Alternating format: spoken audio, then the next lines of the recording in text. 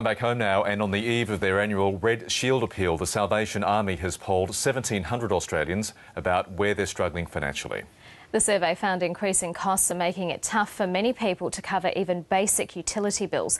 To tell us more, we're joined in the studio now by the Salvation Army's Major Andrew Craib. Good morning. Good morning. Now, more than 50% of people have gone without meals, necessities, and have turned to family or friends for financial help. How concerning is that? Look, I think it is quite concerning. For the Salvation Army, there was probably not a great deal of surprise in the way that people responded to the survey. Apart from the fact that maybe some of those basics to life, and we were talking about bread and milk, going out for coffees with friends were some of the things that people were doing without to make ends meet.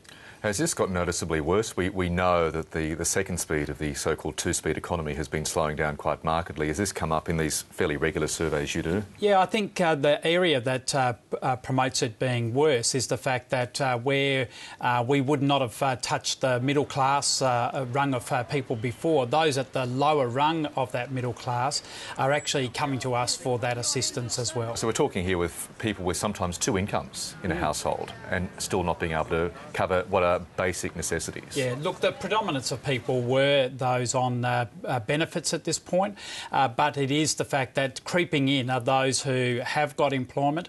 Often they might have been affected by reduction of hours that they're working, but people just not being able to get by on what they do have. Is it more acute in certain parts of the country?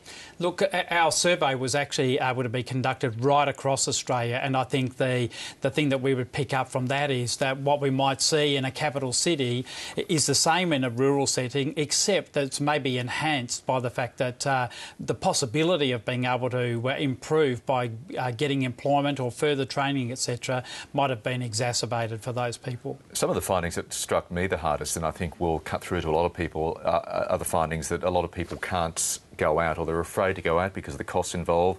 They can't afford to buy presents for their kids, to pay for school excursions and stuff like that. I think it's the things that we would take for granted. I think for you or I, if we were to get together, that translates in going and having a coffee with one another.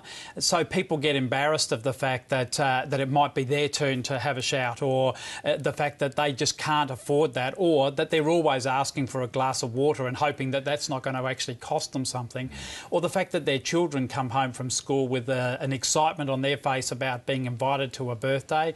And I don't know about you, but for me that often translates in having nice clothes to go to that party, but you also take a gift. They don't want to be embarrassed about the fact that their child will turn up without a gift.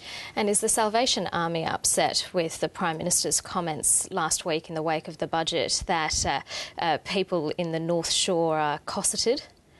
Look, I think the disappointment for us out of last week's budget is that, along with many other agencies that are dealing with the most marginalised and disadvantaged within the community, we've been calling upon the government to have a real look at what the New Start allowance actually means, because those who are already on New Start are actually living below the poverty line.